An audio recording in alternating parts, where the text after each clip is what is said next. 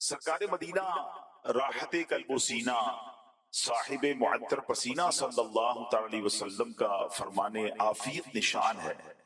ए लोगों, बेशक बरोज़े क़यामत उसकी दहशतों और हिसाब किताब से जल्द नजात पाने वाला शख्स वो होगा जिसने तुम में से मुझ पर दुनिया के अंदर बकसरत दुरूद शरीफ पढ़े हों। कयामत का दिन एक मुश्किल दिन है, यकीनन बहुत ज्यादा उसमें परेशानियां होंगी, मगर उन परेशानियों से, उन मुश्किलों से, उन मुसीबतों से जल्दी फारिग वो हो जाएगा, नजात वो पा जाएगा इंशाअल्लाह, जो दुनिया में कसरत से दुरूद पाक पढ़ने वाला होगा। अल्लाह करे कि मुझे और आपको कसरत से दुरूद पाक पढ़ने की आदत नसीब हो जाए। नियत कर लीजिए और आइए मिलकर मोहब्बत के साथ दुरूद पाक पढ़ लीजिए। सल्लु अलल हबीब सल्लल्लाहु तआला अला मुहम्मद सल्लल्लाहु अलैहि वसल्लम। जब भी दुनिया में जुल्हिज्जा का महीना आता है, सुभान अल्लाह, एक अजब सी बहार आ जाती है। पूरी दुनिया में तो ऐसे इस्लामिक इवेंट होते हैं, ऐसे इस्लामी त्योहार होते हैं और इस तरह इस्लामी फरीजे सरअंजाम दिए जाते हैं कि पूरी दुनिया के मुसलमान गोया मोटिवेटेड हो जाते हैं, पूरी दुनिया के मुसलमान गोया उसमें इन्वॉल्व हो जाते हैं। एक तो अल्हम्दुलिल्लाह हर साल हज होता है और लाखों मुसलमान दुनिया के कमोबेश 150-200 मुल्कों से ट्रेवल करके हरमैन तय्यबैन पहुंचते हैं और अनकरीब वो दिन आने वाला है कि जब मिना की बस्ती आबाद होगी और मक्का पाक से काफिले जब मिना के लिए रवाना होंगे। ये अजब रूह परवर मंजर होता है और यकीन जानिए मेरे प्यारे इस्लामी भाइयों, जो मिना और अरफात के 5 दिन हैं, हज करने वालों को वो सारी जिंदगी याद रहते हैं। अच्छा, हज तो 25-30 लाख हाजी करते हैं, मगर ऐसा लगता है कि दुनिया के करोड़ों मुसलमानों के दिल उनके साथ धड़क रहे होते हैं कि वो मिना पहुंच गए, अब अरफात पहुंच गए, अब मुज़दलिफा पहुंच गए और दिल में ये तसल्ली होती है कि हमारे वो भाई सारी उम्मत के लिए दुआएं कर रहे होंगे और उनकी दुआओं का हमें भी हिस्सा मिलेगा। हज करने वालों के साथ साथ एक और अहम फरीजा, एक और इस्लामी एक्टिविटी जो होती है पूरी दुनिया में, वो अल्हम्दुलिल्लाह कुर्बानी की जाती है और कुर्बानी करोड़ों की तादाद में मुसलमान सारी दुनिया में करते हैं। तो ये जुल्हिज्जा के जो 10 दिन हैं, ये बड़े एक्टिव दिन गुजरते हैं मुसलमानों के। और फिर खुसूस अगर मैं कहूँ तो पाकिस्तान में इसका जो कुर्बानी का जो अंदाज और जो रिवाज और जिस अंदाज से शौक से कुर्बानी की जाती है, इसकी बात ही निराली है। कुर्बानी हम क्यों करते हैं, इसके पीछे क्या अजब दास्तान है। यकीन जानिए नाजरीन, जब भी उस दास्तान को, जब भी उस वाक़े को पढ़ते हैं, ईमान ताजा हो जाता है कि एक बाप को यह हुक्म दिया गया था कि अपने बेटे को ज़िबा किया जाए, आज हमें तो जानवर ज़िबा करने का हुक्म दिया गया है। जरा सोचिए वो कैसी कुर्बानी मांगी गई थी। और जब उसका पसे मंजर आपके इल्म में होगा, बल्कि हमें खुद भी उसे पढ़ना चाहिए, अपने बच्चों को भी बताना चाहिए कि आज हम अपने घर में बकरा या बड़ा जानवर तो कुर्बान कर रहे होते हैं, एंजॉय कर रहे होते हैं, खाने पक रहे होते हैं, मगर इसकी लॉजिक हम सबको जरूर पता होनी चाहिए। और वो हस्ती हजरत इब्राहिम अलैहिस्सलाम जो खलीलुल्लाह है और हजरत इस्माइल ज़बीहुल्लाह अला नबीना वालिस्सलाम, इस खानदान की ऐसी दास्तान है कि जब भी सुने ईमान ताजा हो जाता है। मेरे प्यारे इस्लामी भाइयों, हम कुर्बानी करते वक्त हमें जिस दुआ की तालीम दी गई है कि जब कुर्बानी हो तो कुर्बानी करते वक्त क्या दुआ पढ़नी चाहिए, वन ऑफ द अमेजिंग दुआ, यकीन करें इस दुआ का जब तर्जुमा आपको याद होगा तो आप जब कुर्बानी करते वक्त भी ये दुआ पढ़ें, बल्कि मेरा तो मशवरा है वैसे भी इस दुआ को पढ़ते रहा करें। अल्लाह मुझे और आपको इस दुआ का मिस्दाक बना दे। जरा इस दुआ का पहले दुआ सुनिएगा, फिर उसका माना सुनिएगा। इन्नी वज्जहतु वजहिया लिल्लज़ी फ़तरस समावाति वल अर्द हनीफ़न वमा अना मिनल मुशरिकीन इन्न सलाती व नुसुकी व महयाया व ममाती लिल्लाहि रब्बिल आलमीन ला शरीक लहू व बिज़ालिका उमिरतु व अना मिनल मुस्लिमीन। अल्लाहु अकबर। अब जरा इसका तर्जुमा सुनिए। मैंने अपना मुंह उसकी तरफ किया जिसने आसमानों जमीन बनाए, एक उसी का होकर और मैं मुशरिकों में नहीं। बेशक मेरी नमाज और मेरी कुर्बानियां और मेरा जीना और मेरा मरना सब अल्लाह के लिए है जो रब सारे जहान का। अल्लाह अकबर। अल्लाह करे ऐसे बन जाए कि हमारा जीना, हमारा मरना, हमारी कुर्बानी, हमारा सब कुछ हो تو وہ فقط رب تعالی کے لیے ہو۔ آگے فرمایا اس کا کوئی شریک نہیں، مجھے یہی حکم ہے اور میں مسلمانوں میں ہوں۔ اے اللہ عز و جل تیری ہی لیے اور تیری ہوئی توفیق سے اللہ کے نام سے شروع، اللہ سب سے بڑا ہے۔ تو اے میرے پیارے اسلامی بھائیوں، یہ دعا میں تو ہم پڑھتے ہیں کہ میرا سب کچھ رب کا ہے، مگر کیا پریکٹیکلی ایسا کرتے ہیں؟ آئیے چلتے ہیں آج سے ہزاروں سال پہلے حضرت ابراہیم علیہ السلام کے دور میں۔ یقین جانیے ناظرین، نبی پاک علیہ السلام کی سیرت تو ہم سب نے ضرور پڑھنی چاہیے۔ حضرت ابراہیم علیہ السلام کے بارے میں آتا ہے کہ آپ نبی پاک علیہ السلام کے بعد سب سے زیادہ افضل اگر کوئی ہستی کائنات میں ہے تو حضرت ابراہیم علیہ السلام ہے۔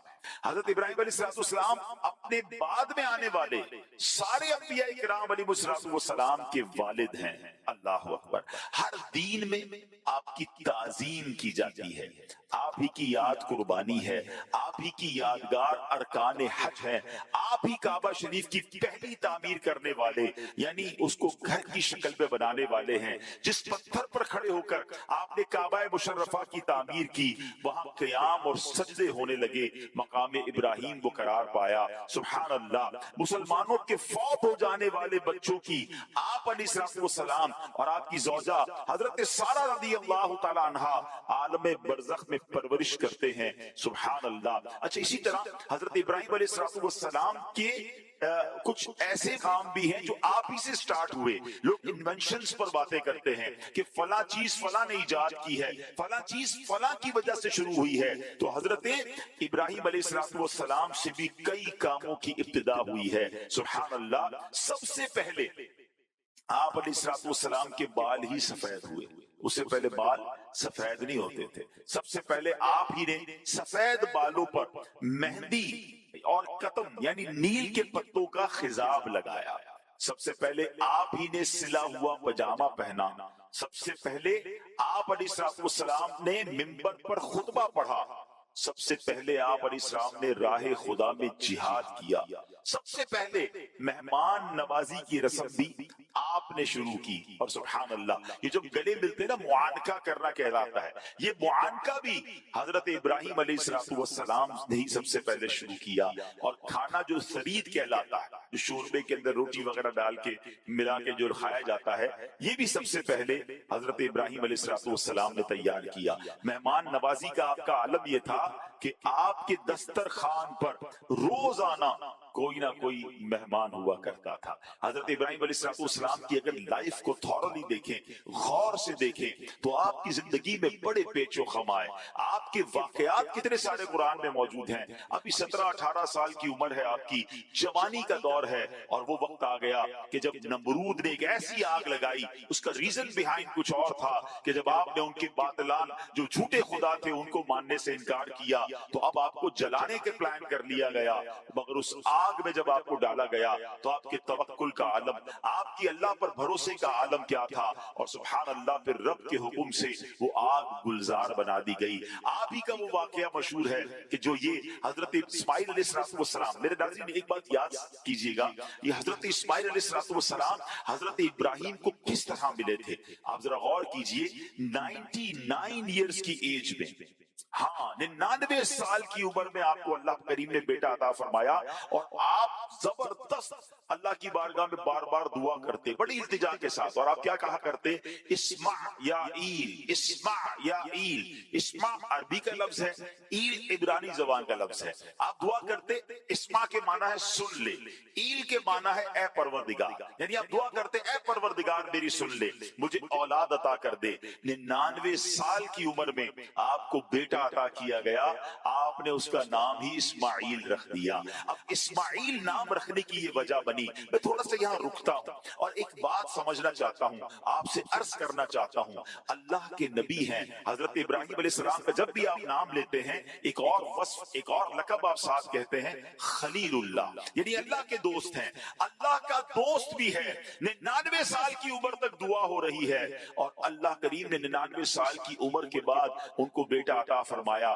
ذرا غور कीजिए, मगर जबान पर शिकवा नहीं है, कंप्लेन नहीं है कि ऐ अल्लाह इतने साल हो गए तुझसे मांग रहा हूँ, मैं तो तेरा नबी भी हूँ, तेरा खलील भी हूँ। सब्र है, अल्लाह की रिजा पर राजी हैं। आज हमारा कोई काम अटक जाए, कोई काम फंस जाए और हम दुआ करें और वो काम ना हो, हम किसी बुजुर्ग से दुआ कराएं वो काम ना हो, या जनाब हरमैन जाकर भी दुआ कर लें, बंदे कहते हैं यार इतनी जगहों पर दुआ करवाई, इतने लोगों से दुआ करवाई, मेरा काम ही नहीं हो रहा है। अल्लाह अकबर। ऐ मेरे प्यारे इस्लामी भाइयों, सीरत इब्राहिमी में हमें ये बात भी सीखने को मिलती है कि तवक्कुल करना है, भरोसा करना है तो अपने रब पर कैसे करना है। अगर मेरा रब नहीं दे रहा तो हमें इस बात पर यकीन रखना है कि यही मेरे लिए बेहतर होगा। हमारी वालिदैन, हमारे बुजुर्ग, हमारा ये अकीदा ईमान होता है, हम उनके बारे में सोच बैठते हैं कि अगर मेरे वालिदैन ने मेरे लिए कोई फैसला करना है तो बेहतरीन करना है, क्योंकि वो मुझसे बहुत प्यार करते हैं।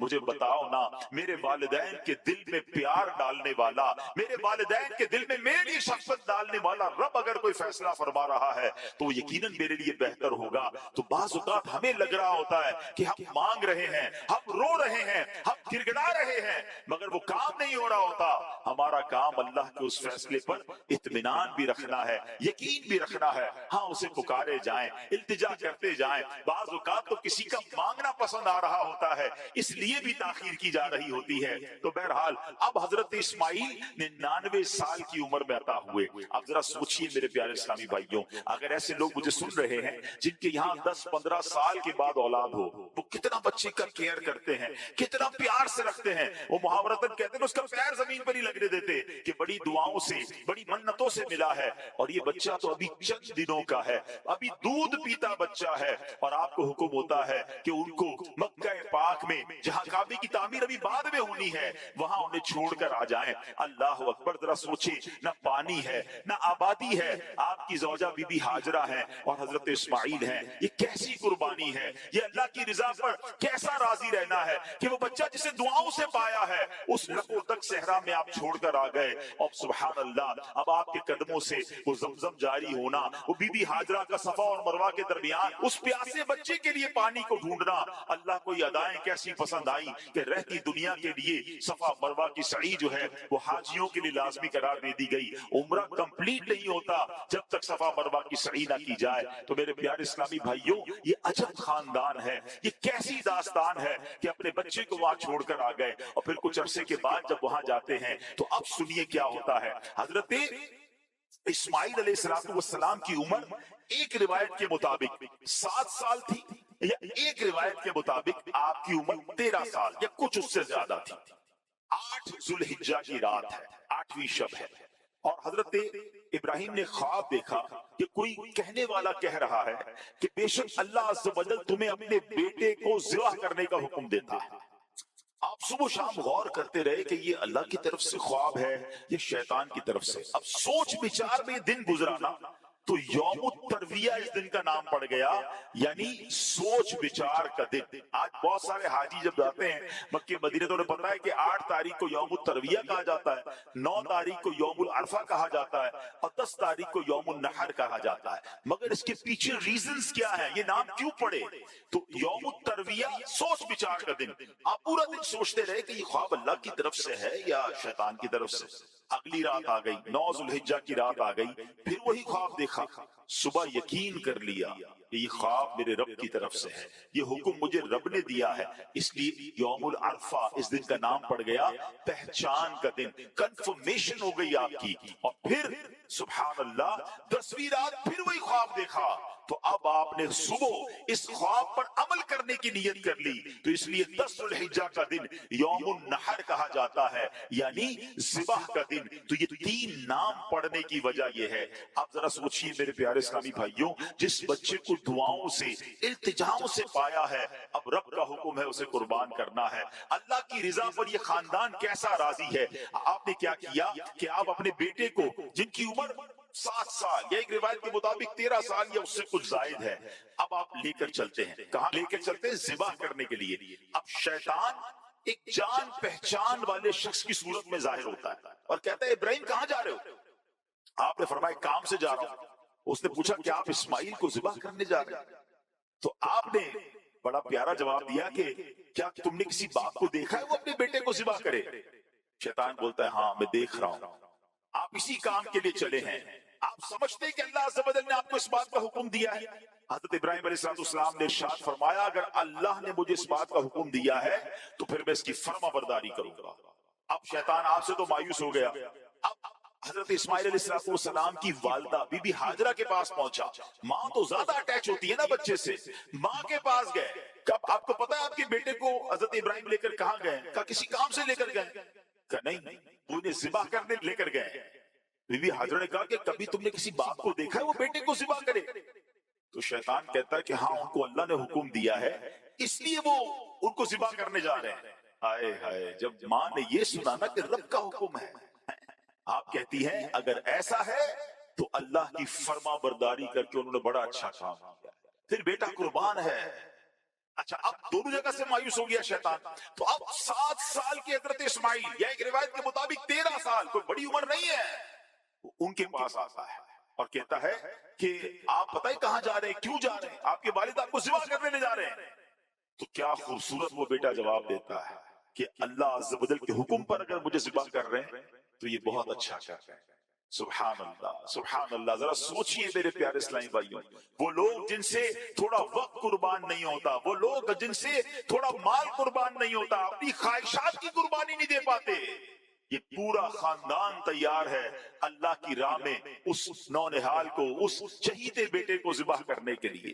اب جب شیطان بالکل ناکام ہو گیا نا تو اب جمرے کے پاس آیا تو حضرت ابراہیم علیہ السلام کو فرشتے نے کہا کہ اسے کنکریاں مارے، آپ نے اسے 7 کنکریاں ماری، شیطان ہٹ گیا۔ دوسرے جمرے کے پاس آیا، فرشتے نے عرض کی کہ حضور دوبارہ مارے، آپ نے دوبارہ اسے 7 کنکریاں ماری۔ تیسرے جمرے کے پاس وہ پہنچا، حضرت ابراہیم نے فرشتے کے کہنے پر پھر کنکریاں ماری۔ اب ان تینوں مقامات پر جو حاجی جا کے کنکریاں مارتے ہیں جو واجب ہے حاجیوں کے لیے، مگر سوچئے آج ہمیں تو کہا گیا کہ جمرے کو جا کے کنکری مارنی ہے، مگر وہاں تو شیطان آیا تھا، بہکانے آیا تھا، اللہ کی راہ میں اتنی بڑی قربانی دینے سے روکنے آیا تھا۔ سبحان اللہ۔ اب حضرت ابراہیم علیہ السلام اپنے اس بیٹے کو لے کر کوہ صبیر پر پہنچے تو اللہ عز و جل کے حکم کی خبر دی، اب بیٹے سے بھی بات کر لی ہے، ڈکلیئر کر دیا کہ میں کس لیے لایا ہوں۔ سبحان اللہ، یہ جو بات چیت ہے نا، یہ جو کانورسیشن ہے، یہ قرآن مجید میں کس شاندار انداز میں موجود ہے، یہ کیسا والد ہے، یہ کیسے بیٹے ہیں، اللہ کی رضا پر کیسے راضی رہنے والے ہیں، یہ قربانی دینے میں کس قدر آگے ہیں۔ سبحان اللہ۔ آپ کہتے ہیں یا بنی انی ارا فی المنام انی اذبحک فانظر ماذا تری، اے میرے بیٹے میں نے خواب دیکھا میں تجھے ذبح کرتا ہوں، اب تو دیکھ تیری کیا رائے ہے۔ بیٹے سے سوال ہی کر لیا، رائے پوچھ لی، اب فرما بردار بیٹا ہے۔ جب اس نے یہ سنا تو جو جواب دیا نا، ہائے ہائے، اس جواب کو بھی رب نے قرآن میں بیان فرمایا۔ وہ کہتے ہیں اے میرے باپ کیجئے جس بات کا آپ کو حکم ہوتا ہے، خدا نے چاہا تو قریب ہے کہ آپ مجھے صابر یعنی صبر کرنے والا پائیں۔ ہائے ہائے، ابو جان ذبح کرنے سے پہلے مجھے رسیوں سے ذرا مضبوط باندھ دیجئے گا تاکہ میں ہل نہ سکوں، کیونکہ مجھے ڈر ہے کہ کہیں میرے ثواب میں کمی نہ ہو جائے، اور میرے خون کے چھینٹوں سے اپنے کپڑے بچا رکھیے گا تاکہ انہیں دیکھ کر امی جان جو ہیں وہ غمگین نہ ہوں۔ اچھا بابا جان ذرا چھری کو زیادہ تیز کر لیجئے گا میرے گلے پہ تاکہ اچھی طرح چل جائے، مجھے زیادہ تکلیف نہ ہو، گلا فوراً کٹ جائے، کیونکہ موت تو بہت سخت ہوتی ہے۔ آپ مجھے ذبح کرنے کے لیے پیشانی کے بل لٹا دیجئے گا، میرا چہرہ نیچے کر دیجئے گا تاکہ آپ کی نظر میرے چہرے پر نہ پڑے، اور جب میری والدہ کے پاس جائے نا تو میرا سلام پہنچا دیجئے گا، اور ہو سکے تو میری قمیض، میرا یہ لباس میری ماں کو دے دیجئے گا، ان کو کچھ تسلی ہو جائے گی، صبر آ جائے گا۔ کیا دنیا نے ایسا کوئی منظر دیکھا ہے کہ ذبح ہونے والا، ذبح کرنے والے اپنے والد سے کہہ رہا ہے کہ مجھے ذرا زور سے باندھ دیجئے گا، چھری کو تیز کر دیجئے گا، میرے چہرے کو آپ نہ دیکھیے گا، مجھے الٹا لٹا دیجئے گا۔ کرنا وہی ہے جو رب کا حکم ہے۔ Everybody is ready there۔ سوچئے نا میرے پیارے اسلامی بھائیو، یہ کیسے افراد تھے، یہ اللہ کے کیسے برگزیدہ بندے اور کیسے شخصیات ہیں، کیوں نہ ان سے محبت کریں اور ان کی اس پوری سیرت سے سیکھیں۔ آج دنیا بھر میں قربانی تو ہو رہی ہے، لیکن شاید یہ فلسفہ، یہ داستان، یہ قربانی کیسی داستان رقم کی گئی اور اللہ کی کیسی رضا حاصل کی گئی۔ हमें याद हो तो फिर हम उस पर कुछ अमल करने की कोशिश करें ना। अब क्या होता है, हज़रत इब्राहीम अलैहिस्सलाम ने फरमाया, ऐ मेरे बेटे, तुम अल्लाह के हुक्म पर अमल करने में मेरे कैसे उम्दा मददगार साबित हो रहे हो। फिर जिस तरह हज़रत इस्माइल अलैहिस्सलाम ने कहा उसी तरह उनको बांधा भी गया, छुरी को तेज भी किया गया।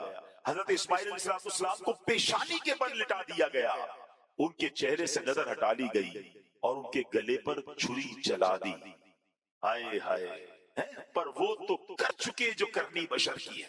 उन्होंने तो अपने जिम्मे का काम कर दिया ना, मगर छुरी ने अपना काम न किया, गला न कटा। उसी वक्त हजरत इब्राहीम अलैहिस्सलाम पर वही नाजिल हुई और कुरान कहता है, तर्जुमा कंजुल ईमान, और हमने उससे निदा फरमाई कि ऐ इब्राहीम, बेशक तूने ख्वाब सच कर दिखाया, हम ऐसा ही सिला देते हैं नेकों को। बेशक ये रोशन जांच थी और हमने एक बड़ा ज़बीहा उसके फिदिये में देकर उसे बचा लिया। अब हुआ क्या मेरे प्यारे इस्लामी भाइयों, हजरत इब्राहीम अलैहिस्सलाम ने बच्चे को लिटा दिया है, छुरी हाथ में है, और अब अल्लाह के हुक्म से हजरत जिब्रील बतौर फिदिया जन्नत से एक मेंढा लेकर तशरीफ लाए और दूर से ऊंची आवाज में आप कहते हैं, अल्लाहु अकबर, अल्लाहु अकबर।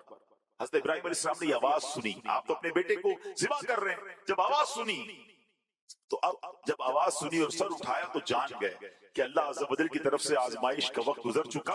अब बेटे की जगह फिदिया मेंढा भेजा गया है, तो खुश होकर आपने जवाब दिया, ला इलाहा इल्लल्लाह वल्लाहु अकबर।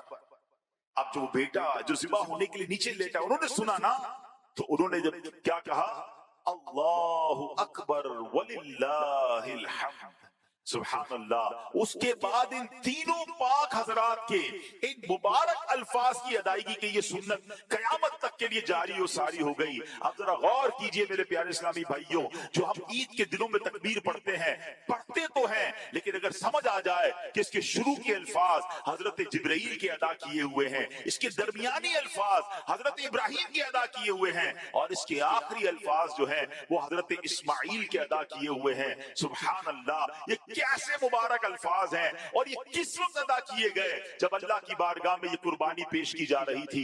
अल्लाह करे कि जब हम ये तकबीरात पढ़ें तो हमारा दिल भी झूम उठे, हम भी अल्लाह करीम की बारगाह में उस कुर्बानी को याद करके अपने रब की बारगाह में अर्ज करें कि अल्लाह हमें भी तेरी राह में कुर्बानी करने का जज्बा अता फरमा।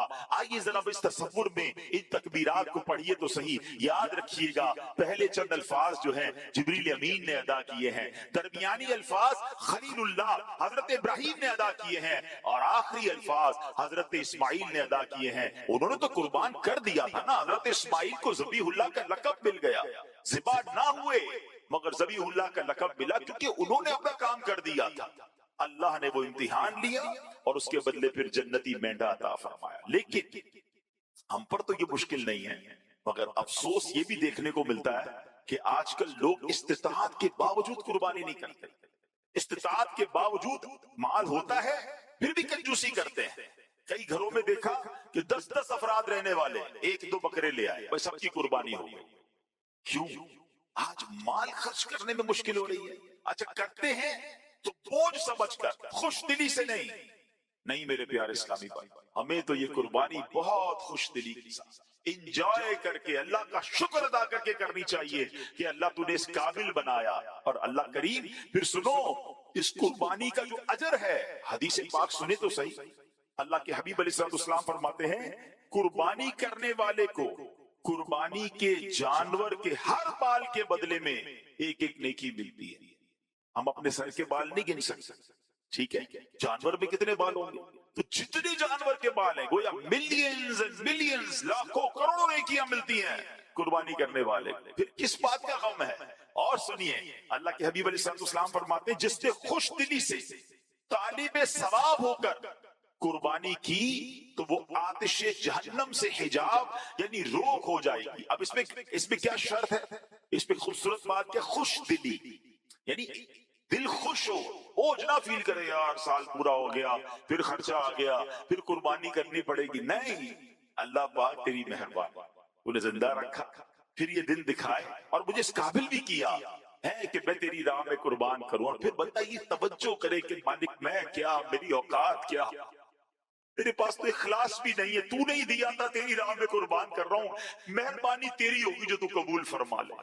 हमें तो इस बात पर फिर ये कुर्बानी याद करें कि हजरत इब्राहिम तो अपने बच्चे को कुर्बान करने गए थे। मुझसे तो अपनी ख्वाहिशात कुर्बान नहीं होती, बल्कि उलमा ने बड़ी प्यारी प्यारी नियत अता फरमाई। हमने अमीर अहले सुन्नत से सीखा कि कुर्बानी के वक्त बंदा ये सोचे और ये नियत करे कि आज मैं अपनी बुरी ख्वाहिशात की भी कुर्बानी कर रहा हूँ, उसे भी ज़िबा कर रहा हूँ। आज मैं गंदी और बुरी आदतों को भी ज़िबा कर रहा हूँ। आज मैं जब माल कुर्बान करने की नियत कर रहा हूँ तो साथ अपना वक्त भी अब अल्लाह की राह में दूंगा, उसकी भी कुर्बानी देने की नियत करें।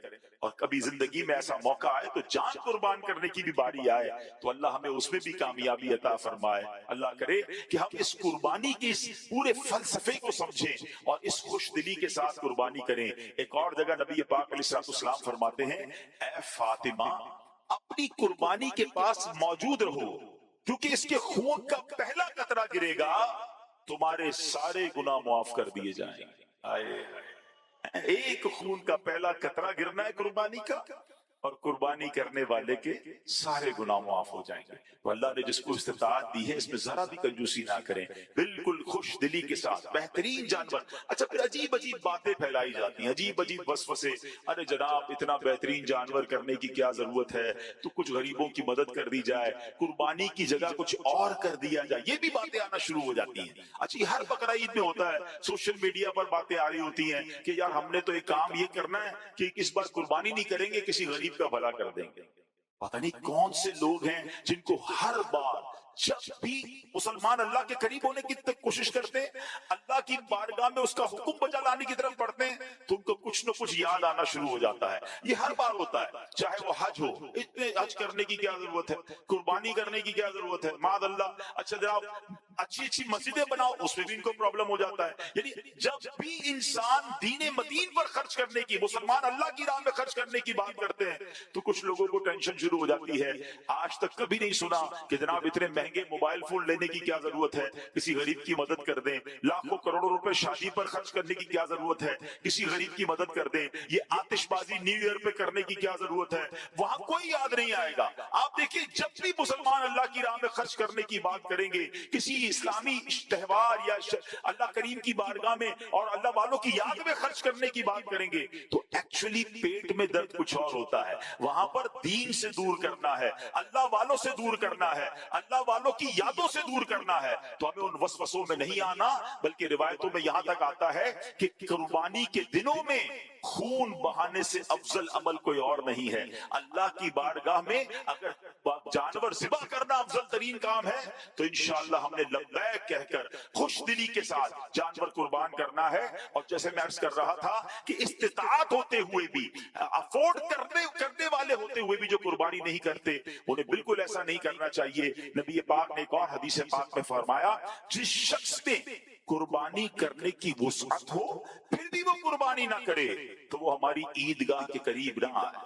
तो वुसअत है तो जरूर कुर्बानी कीजिए। और सुभान अल्लाह, हमें अल्लाह करे कि हम कुर्बानी के इस फलसफे को समझें। और फिर जरा और आगे चलते हैं कि ये जो मेंढा था, जन्नती मेंढा तो था, उसका फिर क्या हुआ। सुभान अल्लाह, इसके बारे में भी तफसील किताबों में लिखी है कि हजरत इब्राहिम अलैहिस्सलाम ने मेंढा ज़िबा फरमाया, और बाज मुफस्सिरीन का कहना यह कि वो मेंढा जन्नत से आया था, और ये वही मेंढा था जिसे हजरत आदम अलैहिस्सलाम के बेटे हजरत हाबील ने कुर्बानी में पेश किया था। उस मेंढे का गोश्त पकाया नहीं गया, बल्कि उसे जानवरों और परिंदों ने खा लिया। सुभान अल्लाह, ये वो मेंढा था जो हजरत हाबील ने कुर्बानी में पेश किया था। ये अलग वाकया है और वो भी कुरानी वाकया है। बाज़ औक़ात ये जो कस्साब भाई होते हैं, ये गलती क्या करते हैं कि जानवर को ज़िबा किया, अभी वो तड़प रहा है और उसकी खाल उतारना शुरू कर देते हैं। बिल्कुल उनको हाथ ना लगाने दें, का पहले इसकी रूह पूरी निकलने दें, इसको ठंडा हो लेने दें, फिर किसी तरह का भी कोई काम शुरू करें। उनको जल्दी होती है, ये सख्त अजियत देना है कि अभी तो वो ज़िबा हुआ है, उसको ठंडा हो लेने दें। जब बिल्कुल आपको लगे कि उसकी रूह निकल गई है, वो ठंडा हो गया है, अब उसको जरा उसका जो भी गोश्त वगैरह या खाल वगैरह पर काम करना है वो करें। तो ये भी आपने कस्साब से ये मामला करना है। याद रखिए, जानवर को ज़िबा करते वक्त जो भी ज़िबा करेगा उसे बुलंद आवाज से बिस्मिल्लाहि अल्लाहु अकबर पढ़ना है। جان بوجھ کر نہیں پڑے گا تو وہ جانور ذبح ہی نہیں ہوگا، حلال ہی نہیں ہوگا. ٹھیک ہے. اب اس پہ غلطی کیا ہو رہی ہے کہ لوگ کہتے ہیں ذرا ہم بھی چھری گھمائیں گے. اچھا ہم ہوتے اناڑی ہیں، ہمیں ویسی چھری گھمانا آتی نہیں ہے. تو اگر آپ نے چھری آپ نے بھی ہاتھ لگایا ہوا ہے یا آپ بھی ساتھ ذبح کر رہے ہیں 2 افراد یا 3 افراد، تو سب مل کر پھر بلند آواز سے بسم اللہ اللہ اکبر کہیں گے. ایک نے کہا اور ایک نے نہیں کہا تو یہ درست نہیں ہے. جتنے لوگ ذبح میں شامل ہیں، جو ذبح کرنے میں شامل ہیں، ان سب نے تکبیر بلند آواز سے پڑھنی ہے. اچھا اب بدقسمتی سے کراچی میں ایک بڑا مسئلہ ہے کہ کئی لوگوں کے منہ میں پان گٹکا ہوتا ہے، اور یہ قصاب بھائی بھی بعض اوقات کھا رہے ہوتے ہیں. تو پہلے چیک کر لیں بھائی کہ اگر ان کے منہ میں پان گٹکا ہے تو ان کی تو آواز ہی نہیں نکلے گی. اور ہم لاکھوں روپے کا جانور لے کر آئے اور وہ ذبح صحیح ہوا کہ نہیں ہوا، تو پانی وانی پلا دیں، پہلے ان کو چائے پلا دیں تاکہ منہ ان کا صاف ہو جائے.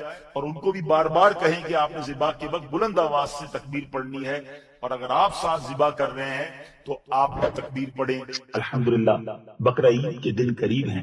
امیر اہل سنت بانی دعوت اسلامی حضرت علامہ مولانا ابو بلال محمد الیاس عطار قادری مدد اللہ العالی بڑی شاندار شخصیت ہے. ایک بڑی پیاری نیکی کی دعوت چند سالوں پہلے انہوں نے دی، اور جن جن اسلامی بھائیوں نے اس کو پریکٹس کیا، اس پر عمل کیا، ان کے دل میں بہت زبردست خوشی داخل ہوئی. آج بڑی اچھی نیتوں کے ساتھ میں چاہتا ہوں اس خوشی کو، اس نیکی کو آپ کے ساتھ بھی شیئر کیا جائے. دنیا میں بہت سارے عاشقان رسول قربانی کرتے ہیں، اور قربانی کا گوشت اپنے غریب رشتہ داروں میں، اپنے غریب ملازمین میں اور پڑوسیوں میں تقسیم کرتے ہیں. بہت اچھی بات ہے، مگر اگر اس میں ایک اور اضافہ کر دیا جائے، مثال کے طور پہ آپ کے کچھ ایسے غریب رشتہ دار ہیں، ملازمین ہیں، پڑوسی ہیں، جن کو آپ ہر سال ہی گوشت دیتے ہیں، مگر ان کے گھر میں قربانی نہیں ہوتی. اگر اللہ نے آپ کو نوازا ہے نا، تو کوشش کریں کہ ان کو ایک بکرا، اللہ نے اور حیثیت دی ہے تو پوری گائے آپ انہیں دے دیں، یا بہتر تو یہ ہے کہ انہیں ہی رقم دے دیں کہ وہ خود جا کر خریداری کریں. آپ ذرا امیجن کریں، ذرا سوچیں کہ جس کے گھر میں آج تک کبھی قربانی نہیں ہوئی، وہ اپنے بچوں کے ساتھ جب بکرے کی خریداری کرنے جائیں گے، اس خریداری کا جو شوق اور جو خوشی انہیں حاصل ہوگی، پھر اس کے بعد 5 7 8 دن تک اس بکرے کو وہ اپنے گھر میں پالیں گے، چارہ کھلائیں گے، بچے، گھر کی ساری فیملی خوش ہو رہی ہوگی. اور اس کے بعد جب قربانی ہوگی تو وہ خود گوشت کھائیں گے بھی اور تقسیم بھی کریں گے. آپ امیجن کریں، غور کریں کہ جس کے گھر میں آج تک کبھی قربانی نہیں ہوئی، وہ گوشت لینے کسی کے پاس جاتے تھے، اب وہ اپنے رشتہ داروں کو گوشت دے رہے ہوں گے. چھوٹی سی رقم خرچ ضرور ہوگی، مگر شاید آپ اس گھر میں حقیقی عید کا سما پیدا کر دیں جن کو اللہ نے استطاعت دی ہے. اب اس میں بہت آسان ہے. مثال کے طور پہ آپ کے گھر میں 6 یا 7 افراد کی قربانی ہوتی ہے، 3 افراد کی قربانی آپ اپنے گھر میں کر لیں اور 3 ایسے عاشقان رسول میں تقسیم کر دیں. انہیں بتا دیں کہ آپ اس نام کی قربانی کیجئے گا اور اس کے بعد گوشت وغیرہ آپ تقسیم کر لیجئے گا. ہاں، قربانی کی خال دعوت اسلامی کو دے دیجئے گا کہ صرف جانور کی رقم نہ دی جائے، بلکہ جتنے دن اس نے گھر میں جانور پالنا ہے، وہ غریب کہاں سے اسے چارہ کھلائے گا، اسے چارے کی بھی رقم دی جائے، اور کسائی کی جو کاٹنے کی رقم ہے وہ بھی اسے دی جائے، تاکہ اس پر کوئی بوجھ نہ ہو، وہ فری ہو کر یہ قربانی کرے. یقین کریں کسی غریب کے دل میں خوشی داخل کر کے آپ اپنی عید کو اور پرمسرت بنا سکتے. مت بنوانا. اب یہ عید کے دن سنت ہے، لیکن بقرہ عید میں جس کو قربانی کرنی ہے اس کے لیے وہ 10 دن پہلے کر لے گا. اچھا، اسی طرح مسواک کرنا، اچھے کپڑے پہننا، نئے ہو تو نئے ورنہ دھلے ہوئے پہننا، خوشبو لگانا، یہ بھی سنت ہے. اور اسی طرح عید الفطر کی نماز پہ جب جائیں نا تو اس میں فرق یہ ہے کہ اس میں چند کھجوریں کھا کر جائیں. عید الاضحیٰ کے لیے یہ ہے کہ جب وہاں عید کی نماز کے لیے جائیں تو بغیر کچھ کھائے جائیں، واپس آ کر اگر قربانی ہو جائے تو قربانی کے گوشت سے اپنا کھانا پینا اس دن کا شروع کریں. تو یہ اس دن کا یوں سمجھے کہ اچھا عمل ہے. اچھا، ایک اور بڑی پیاری بات ہے کہ اس میں ایک راستے سے عیدگاہ کی طرف جائے، دوسرے راستے سے واپس آئے. اچھا، عید کی نماز میں بھی تکبیر تو پڑھنی تھی عید الفطر میں، مگر وہ تکبیر آہستہ آواز میں پڑھ کے جانا تھا، اللہ اکبر اللہ اکبر. لیکن یہ تکبیر جب عید الاضحیٰ کے لیے، بقرہ عید کے لیے نماز پڑھنے جائے گا تو اب بلند آواز سے پڑھے گا. اچھا، اس میں جو ہے میں ایک بات کا اور اضافہ کر دوں کہ یہاں پر مبارکباد دینا، آپس میں مبارکباد دینا، خوشی ظاہر کرنا، یہ بھی ایک مستحب عمل ہے. یعنی ڈیلیبریٹلی، دانستہ طور پر مسلمانوں سے خوشی ہوتی بھی ہے، لیکن کچھ لوگ بڑا بس نماز پڑھی اور نکل گئے، تو یہ نہ کریں. مسلمانوں سے ملیں، معانقہ کریں. اگر کوئی شرعی قباحت نہ ہو تو مسلمانوں سے گلے. امیر اہل سنت جو نا اتنا ماہر نفسیات بھی ہیں، اتنی زبردست سائیکی جانتے ہیں. آپ نے بڑی کمال کی، میں کہتا ہوں یہ بات سوچی ہی نہیں تھی کبھی. امیر اہل سنت کے مدنی مذاکرے سے سیکھنے کو ملی، اور جس کو بتائی نا وہ کہتا ہے یار کمال کا پوائنٹ لے کر آئے. مثال کے طور پہ ہمارے سب کے گھر میں قربانی، جن کے گھروں میں ہوتی ہے قربانی، ہم کیا کرتے ہیں؟ قربانی کا گوشت لینے ہمارے ملازم گھر پہ آتے ہیں، رشتہ دار آتے ہیں، ہم بانٹتے ہیں، اچھی بات. لیکن ان کو چل کے آنا پڑا، بےچارے تھیلی لے کے صبح صبح آتے ہیں کہ چلو آج صاحب کے گھر سے گوشت ملے گا. امیر اہل سنت نے بیانڈ، مطلب کمال کی بات کی کہ آپ اتنے ساروں کو گوشت بانٹتے ہیں نا، کسی ان میں سے دو چار لوگوں کو جتنے پیسے آپ سلیکٹ کریں ان کو بکرا دلا دیں. اچھا بکرا بھی نہ دلائے، ان کو پیسے دیں کہ خود بکرا خریدنے جائیں. اب وہ اپنے بچوں کے ساتھ جو بکرا خریدنے جائیں گے، جو اس کی خوشی، پھر اس کے بعد چارے کے پیسے بھی دیں، وہ روز چارہ کھلائیں گے بچوں کے گھر، اس گھر سے تو روز عید ہو گئی نا. اچھا پھر اس کے بعد اب جب قربانی ہوگی نا، وہ بندہ خود اپنے غریب رشتہ داروں کو گوشت بانٹے گا.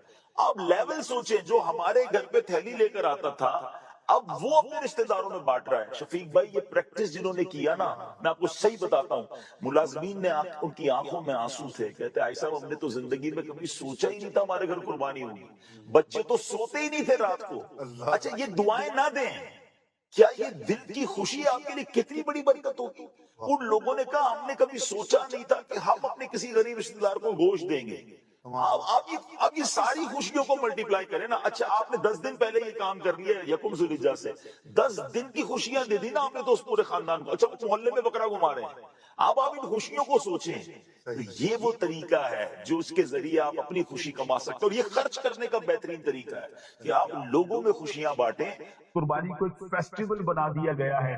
لوگ جانور خریدتے ہیں، اس کے ساتھ گھومتے پھرتے ہیں، اسے چارہ کھلاتے ہیں اور اسے وقت آنے پر قربان کر دیتے ہیں. یقیناً صاحب استطاعت پر قربانی واجب ہے، اور یہ واجب ضرور ادا کرنا چاہیے. مگر کیا ہی اچھا ہو کہ جب ہم قربانی کریں تو ہم اور ہمارے بچوں کو حضرت ابراہیم علیہ الصلوۃ والسلام، حضرت اسماعیل علیہ الصلوۃ والسلام کی وہ قربانیاں یاد آئیں، اور ہم یاد کریں کہ وہ کیسی عظیم قربانی تھی. آج تو ہم جانور قربان کرتے ہیں اور پھر اس کا گوشت بھی خود ہی انجوائے کرتے ہیں، رشتہ داروں کو کھلاتے ہیں. لیکن کیا ہمیں معلوم ہے کہ ایک وقت تھا، ایک قربانی مانگی گئی تھی، اور وہ اپنے چہیتے بیٹے کی قربانی ان سے مانگی گئی تھی. تو انشاءاللہ وہ واقعہ بھی، اور بھی بہت سارے قربانی کے واقعات، حضرت ابراہیم علیہ السلام کی سیرت انشاءاللہ اس پروگرام میں ہم سنتے چلے جائیں گے. آئیے اپنے پروگرام کا آغاز درود پاک کی ایک بہت ہی خوبصورت فضیلت پر کرتے ہیں اور حدیث پاک سنتے ہیں. حضور نبی رحمت شفیع امت صلی اللہ تعالی علیہ وسلم کا فرمان دل نشین ہے، جس نے مجھ پر ایک بار درود پاک پڑھا اللہ پاک اس پر 10 رحمتیں نازل فرماتا ہے، اور جو مجھ پر 10 مرتبہ درود پاک پڑھے اللہ پاک اس پر 100 رحمتیں نازل فرماتا ہے، اور جو مجھ پر 100 مرتبہ درود پاک پڑھے اللہ پاک اس کی دونوں آنکھوں کے درمیان لکھ دیتا ہے کہ یہ بندہ نفاق اور جہنم کی آگ سے آزاد ہے، اور بروز قیامت اسے شہداء کے ساتھ رکھے گا. ناظرین ذرا غور کیجئے کہ 100 بار درود پاک پڑھنے میں وقت ہی کتنا لگتا ہے. الصلاۃ والسلام علیک یا رسول اللہ، یہ بھی درود پاک ہے. صلی اللہ تعالی علی محمد صلی اللہ علیہ وسلم، یہ بھی درود پاک ہے. مجھے بتائیے اتنا مختصر درود پاک اگر کوئی پڑھتا ہے اور 100 بار پڑھتا ہے تو شاید 10 12 منٹ 15 منٹ میں آپ کے 100 درود پاک ہو جائیں گے. مگر سوچئے تو صحیح انعام کتنا بڑا ہے کہ حدیث پاک میں فرمایا کہ اس کی دونوں آنکھوں کے درمیان لکھ دیا جاتا ہے کہ یہ نفاق اور جہنم کی آگ سے آزاد ہے، اور بروز قیامت اسے شہداء کے ساتھ رکھا جائے. آئیے میں بھی نیت کروں اور آپ بھی نیت کر لیں کہ روزانہ کثرت کے ساتھ درود پاک پڑھیں گے. مل کر محبت کے ساتھ درود پاک پڑھ لیں. صلو علی الحبیب صلی اللہ تعالی علی محمد صلی اللہ علیہ وسلم. حضرت ابراہیم علیہ نبینا علیہ السلام، one of the historical personality in the history of universe. جی ہاں، کائنات کی عظیم ترین ہستیوں میں آپ کا شمار ہوتا ہے. آپ وہ عظیم ہستی ہیں ناظرین کہ جن کا ادب تمام آسمانی مذاہب میں ہے، جن کا ذکر تقریباً تمام ہی آسمانی کتابوں میں ہے. کیا عظیم ہستی ہیں. آئیے ان کا کچھ پہلے تعارف سنتے ہیں. کا اسم گرامی ابراہیم بن تارخ ہے. آپ علیہ الصلوۃ والسلام اتنے مہمان نواز تھے کہ آپ کو ابو الضیفان یعنی مہمان نوازی کرنے والا، یعنی آپ کی کنیت جو ہے یہ مشہور ہو گئی تھی. اللہ تعالیٰ نے آپ کو یہ بھی شرف عطا فرمایا کہ آپ علیہ الصلوۃ والسلام کے بعد آنے والے تمام انبیاء کرام علیہ الصلوۃ والسلام آپ ہی کی اولاد میں سے ہیں. اس لیے آپ کو ابو الانبیاء یعنی انبیاء کے والد بھی کہا جاتا ہے. سبحان اللہ، آپ کی عظمت کا مرتبہ اور آپ کی عظمت کس قدر بلند ہے اس بات سے سمجھیے کہ قرآن مجید فرقان حمید میں 56 ٹائمز، جی ہاں 56 مرتبہ آپ کا ذکر آیا ہے، اور آپ کے 5 اوصاف قرآن میں بیان ہوئے ہیں. سبحان اللہ. خلیل، آپ کو گہرا دوست اللہ نے اپنا خلیل فرمایا، خلیل اللہ ہے. پھر حلیم یعنی بہت تحمل کرنے والا. اواہ یعنی بہت آہیں بھرنے والا. منیب یعنی بہت رجوع کرنے والا. اور جو 5واں وصف آپ کا بیان ہوا صدیق یعنی ہمیشہ سچ بولنے والا. آپ علیہ الصلوۃ والسلام کی ولادت سرزمین اہواز کے مقام سوس میں ہوئی، اور پھر آپ کے والد آپ کو بابل یعنی ملک کے نمرود میں لے آیا، جس ملک میں نمرود کی حکومت تھی. اللہ پاک علیہ الصلوۃ والسلام نے آپ کو حکمت و دانائی سے سرفراز فرمایا، اور آپ کو زمین و آسمان کی تمام اشیاء کا مشاہدہ بھی کروایا. چنانچہ ارشاد ربانی ہے، پارہ نمبر 7 ہے اور آیت نمبر سورہ انعام کی 75 ہے. اللہ ارشاد فرماتا ہے وَكَذَلِكَ نُرِي إِبْرَاهِيمَ مَلَكُوتَ السَّمَاوَاتِ وَالْأَرْضِ وَلِيَكُونَ مِنَ الْمُوقِنِينَ، اور اسی طرح ہم ابراہیم کو آسمانوں اور زمین کی عظیم سلطنت دکھاتے ہیں، اور اس کے لیے کہ وہ عین الیقین والوں میں سے ہو جائے. سبحان اللہ. حضرت ابراہیم علیہ نبینا علیہ الصلوۃ والسلام کی پیدائش کے جو ایام تھے ناظرین، وہ بھی بڑے تاریخی ہیں اور بڑے حیرت انگیز واقعات میں آپ کی ولادت ہوئی. مفسرین اور مورخین کا بیان ہے کہ نمرود بن کنعان یہ بڑا جابر بادشاہ تھا. یاد رہے کہ دنیا میں 4 بادشاہ ایسے گزرے ہیں جنہوں نے پوری دنیا پر حکومت کی ہے. اس میں 2 ایمان والے تھے اور 2 غیر مسلم تھے. ایمان والوں میں حضرت سلیمان علیہ نبی علیہ السلام اللہ کے نبی، اور حضرت ذوالقرنین رحمت اللہ تعالی. اور جن لوگوں کے بارے میں آتا ہے جو ایمان والے نہیں تھے مگر انہوں نے پوری دنیا پر حکومت کی، اس میں ایک نمرود تھا اور ایک فرعون تھا. اور ان دونوں نے خدائی کا دعویٰ بھی کیا. اس قدر تکبر تھا، اس قدر ایروگنسی تھی کہ ان کو لگتا تھا جب پوری دنیا پر ہماری حکومت ہے تو پھر انہوں نے معاذ اللہ خدائی کا بھی دعویٰ کیا. یاد رہے کہ نمرود نے سب سے پہلے یعنی کنعان، جو نمرود بن کنعان بڑا جابر بادشاہ تھا، سب سے پہلے اسی نے تاج سر پر رکھا. اس سے پہلے کسی نے سر پر تاج نہیں رکھا تھا. اور یہ بادشاہ جو تھا لوگوں سے اپنی پوجا کرواتا تھا. کاہن اور نجومی بڑی کثرت کے ساتھ اس کے دربار میں حاضر رہتے تھے. اب نمرود نے خواب دیکھا. بڑا عجیب خواب تھا کہ ایک ستارہ طلوع ہوا ہے اور اس کی روشنی کے سامنے آفتاب و مہتاب یعنی سورج اور چاند بالکل بے نور ہو گئے. تارے کے آگے سورج اور چاند بے نور نہیں ہوتے، مگر اس نے ایک ایسا عجیب خواب دیکھا کہ ایک ایسا ستارہ نمودار ہوا کہ جس کے آگے سورج اور چاند بھی بے نور ہو گئے. وہ بڑا خوفزدہ ہوا اور اس نے اپنے اس خواب کی تعبیر دریافت کی. تو جو ساتھ اس کے کاہن ہوتے تھے، خوابوں کی تعبیر بتانے والے ہوتے تھے، انہوں نے بتایا کہ تمہاری سلطنت بڑی خطرے میں ہے، کیونکہ اب ایک ایسا بچہ پیدا ہونے والا ہے جو تمہاری سلطنت کے زوال کا باعث ہوگا، اور تیرے دین والے جو ہیں اس کے ہاتھ سے ہلاک ہو جائیں گے.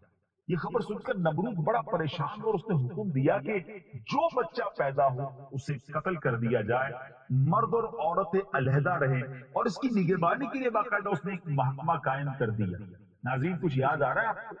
ایسا یہ حکم فرعون نے بھی تو دیا تھا جب حضرت موسیٰ علیہ نبی علیہ السلام کی پیدائش ہونے والی تھی، بلکہ اس زمانے میں تو ہزاروں بچے قتل کر دیے گئے تھے.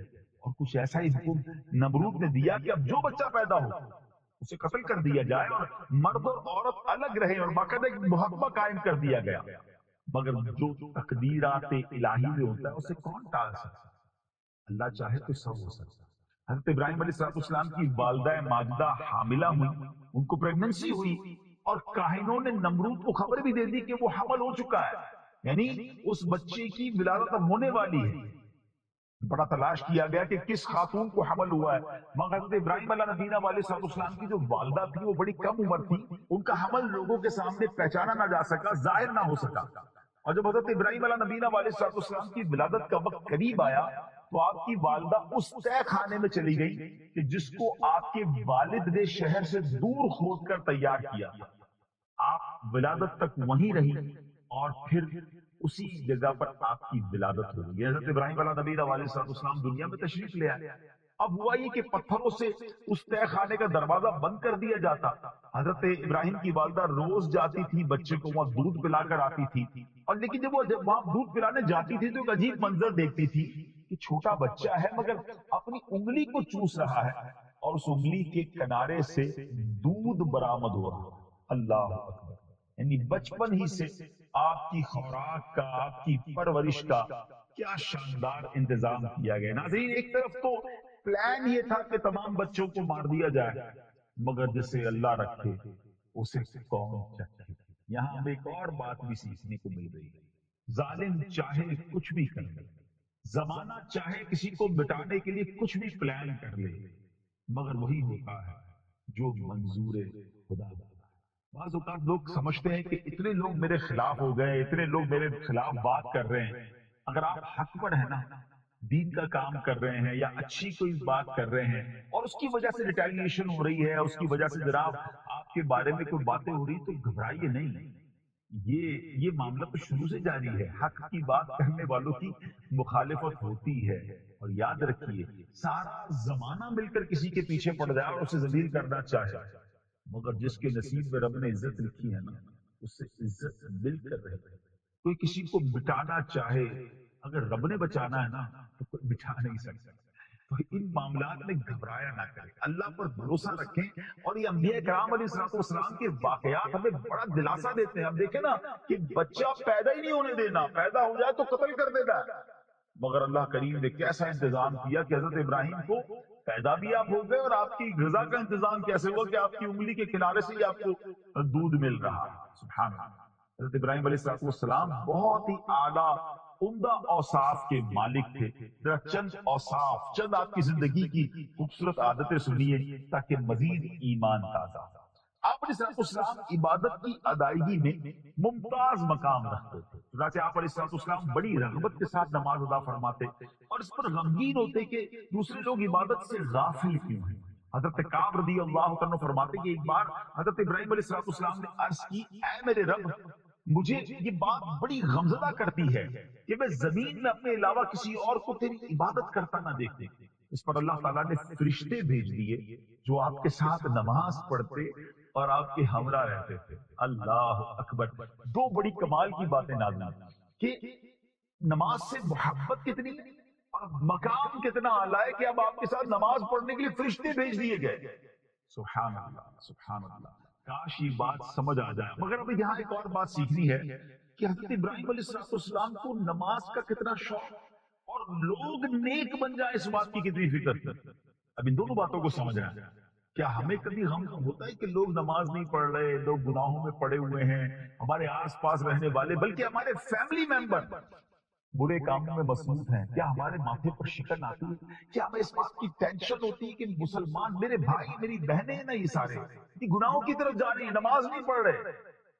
اللہ کرے کہ یہ جذبہ دل میں بیدار ہو جائے اور ہم خود نیکی کی دعوت دینے والے بنے، برائی سے روکنے والے بنے۔ یہ مسلمانوں پر اہم فریضہ ہے، امر بالمعروف والنہی عن المنکر۔ کیا ہم اس فریضے کو سر انجام دے رہے ہیں؟ اور پھر جو دوسرا جذبہ کہ نماز لوگ نہیں پڑھ رہے، اس بات پر آپ کو غمزدہ، اور خود نماز کا خود کتنا شوق ہے۔ کیا ہمیں نمازوں کا شوق ہے؟ ذرا سوچئے، آپ بخشے بخشائے ہیں، اللہ کے نبی بلکہ خلیل اللہ ہیں، اتنی فکر نماز کی، اور ہمارے سر پر گناہوں کا انبار ہے، مگر بہت سارے ایسے مسلمان بھائی بہن ہیں جن کی نمازیں